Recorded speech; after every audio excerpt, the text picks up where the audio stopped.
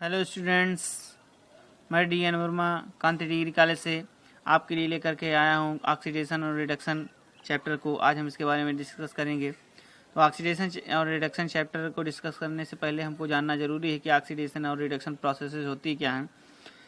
तो हम अपने एटमॉस्फेयर में देखते हैं कि बहुत सारी प्रोसेसेस होती हैं। उनमें से जैसे कि rusting of iron, burning of fuel, digestion of food, photosynthesis, extraction of metal from their ore. तो ये सारे प्रोसेसेस क्या हैं? ये सारी की सारी प्रोसेसेस ऑक्सीडेशन रिडक्शन प्रोसेसेस हैं। तो हम इसको एक केमिस्ट्री में किस तरीके से बड़ी आसानी के साथ बहुत ही डीपली इसको डिस्कस करने आज जा रहे हैं। तो इसके लिए दो मेन कॉन्सेप्ट हैं। एक क्लासिकल कॉन्सेप्ट है ऑक्सीडेशन रिडक्शन का और दूसरा है इलेक्ट्रॉन ट्रांसफ़र कॉन्सेप्ट। तो अभी हम डिस्कस करेंगे classical concept of oxidation and reduction की। तो क्लासिकल कॉन्सेप्ट में सबसे पहले हम देखेंगे कि ऑक्सीडेशन क्या होता है। तो oxidation the process which involve, oxidation एक ऐसी प्रोसेस है जिनमें की इन्वॉल्व है, जिनमें कि ये सारी चीज़ें पाई जाएंगी। क्या क्या हो सकती हैं?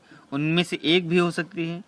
तो एडिशन ऑफ ऑक्सीजन फर्स्ट क्या है, क्या हो सकता है कि ऑक्सीजन का एडिशन हो रहा हो किसी कंपाउंड में, किसी भी केमिकल स्पीसीज में, या किसी हम कह लें कि एटम के साथ या किसी एक एलिमेंट के साथ। तो यहाँ पर कार्बन के साथ ऑक्सीजन का एडिशन हो रहा है। इस वजह से कार्बन का यहाँ पर क्या हो रहा है, ऑक्सीडेशन हो रहा है। दूसरा पॉइंट क्या है? दूसरा पॉइंट यह है कि addition of any other electronegative element. क्या है? इलेक्ट्रोनेगेटिव एलिमेंट का एडिशन।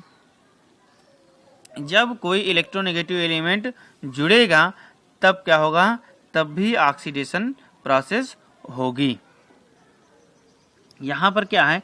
यहाँ पर एक इलेक्ट्रोनेगेटिव एलिमेंट है, ये हाइड्रोजन के साथ जुड़ रहा है, इसलिए हाइड्रोजन का क्या हो रहा है, ऑक्सीडेशन हो रहा है।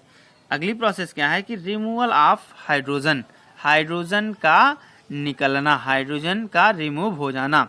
यहाँ पर हाइड्रोजन सल्फाइड है, हाइड्रोजन सल्फाइड से हाइड्रोजन का निकल जाना क्या हो जाएगा, रिमूवल ऑफ हाइड्रोजन कहलाएगा। और ये प्रोसेस क्या होगी? ये प्रोसेस होगी ऑक्सीडेशन की, क्योंकि यहाँ पर सल्फर ये H2S के फॉर्म में है और उसमें से हाइड्रोजन निकल गया है। अब हम यहाँ पे देखेंगे कि अगली प्रोसेस क्या है, removal of any other electropositive element. Hydrogen क्या है? हाइड्रोजन भी एक इलेक्ट्रोपॉजिटिव एलिमेंट है, लेकिन इसके अलावा जो दूसरे इलेक्ट्रोपॉजिटिव एलिमेंट हैं वो भी अगर अपने कंपाउंड से या किसी केमिकल स्पीसीज से अगर क्या निकाल देते हैं, उसमें से अगर निकल जाता है इलेक्ट्रोपॉजिटिव एलिमेंट को निकल जाता है, तो वो प्रोसेस भी क्या कहलाएगी, ऑक्सीडेशन कहलाएगी। जैसे यहाँ पर पोटेशियम आयोडाइड है, यहाँ पोटेशियम आयोडाइड के फॉर्म में है, इस कंपाउंड के रूप में है। अगर इसमें से क्या निकल जाता है कि जाएगा, पोटेशियम अगर निकल जाता है तो इस प्रोसेस को हम बोलेंगे ऑक्सीडेशन। यहाँ पे देखने वाली बात क्या है कि आयोडीन यहाँ पर रिलीज हो जाएगी। ये देखिए आयोडीन यहाँ पर रिलीज हो जाएगा। ये देखिए potassium iodide react with water in presence of oxygen, gives out और form potassium hydroxide and iodine with oxygen. यहाँ पे क्या है कि पोटेशियम आयोडाइड से पोटेशियम निकल गया और आयोडीन यहाँ पर हमको मिला है। तो यहाँ पर क्या हुआ, पोटेशियम आयोडाइड क्या हुई है, यहाँ पर इसका ऑक्सीडेशन हुआ है। क्यों? क्योंकि यहाँ पर पोटेशियम निकला है और यहाँ पर ये आयोडीन यहाँ पर मिली है हमको। तो इसी तरीके से हम रिडक्शन प्रोसेस को भी स्टडी करेंगे कि रिडक्शन प्रोसेस क्या है। तो reduction is a process which involve, reduction एक ऐसी प्रोसेस है जो कि इन्वॉल्व करेगी, क्या इन्वॉल्व करेगी, एडिशन ऑफ हाइड्रोजन, हाइड्रोजन का जुड़ जाना। हाँ, यहाँ पर एक देखने वाली बात यह है कि ऑक्सीडेशन के जस्ट अपोजिट रिडक्शन होगा। जो चीज़ वहाँ पर जुड़ रही हैं वो यहाँ पर निकलेंगी, जो वहाँ निकल रही थी वो यहाँ पर जुड़ेंगी। तो यहाँ क्या है, एडिशन ऑफ हाइड्रोजन, हाइड्रोजन का जुड़ना क्या कहलाएगा, कहलाएगा यहाँ पर रिडक्शन। यहाँ पर देखिए हाइड्रोजन इलेक्ट्रोपॉजिटिव एलिमेंट है, ये क्लोरीन के साथ जुड़ रहा है और जुड़ करके HCl बना रहा है। तो ये क्या हुआ, ये हुआ एक तरीके का reduction. Addition of other electropositive element, hydrogen के अलावा दूसरे कोई इलेक्ट्रोपॉजिटिव एलिमेंट भी अगर जुड़ता है तब भी उस प्रोसेस को हम बोलेंगे रिडक्शन।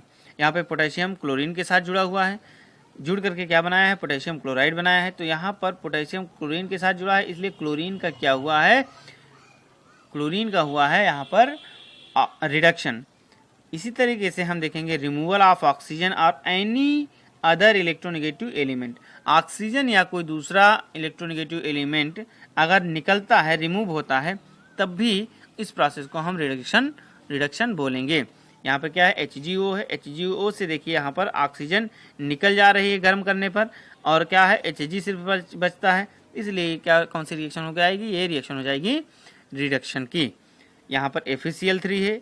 FeCl3 में आप देखेंगे कि यहाँ पर 3 क्लोरीन है, और जब रिएक्शन होती है तो यहाँ पे FeCl2 बचता है, जबकि यहाँ पे 2 ही क्लोरीन बचते हैं। तो इसका मतलब कि क्या है, इसमें से एक क्लोरीन निकल गई है। क्लोरीन क्या है, एक इलेक्ट्रोनेगेटिव एलिमेंट है, इस वजह से यहाँ पर FeCl3 का क्या हुआ है, रिडक्शन हो गया है।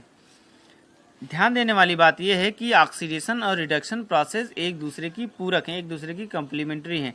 जहाँ ऑक्सीडेशन होगी वहाँ पर रिडक्शन भी होगा, और जहाँ रिडक्शन होगा वहाँ पर ऑक्सीडेशन होगा। तो एक दूसरे की एक कॉम्प्लीमेंट्री हैं, ये साथ साथ पाई जाती हैं रिएक्शन।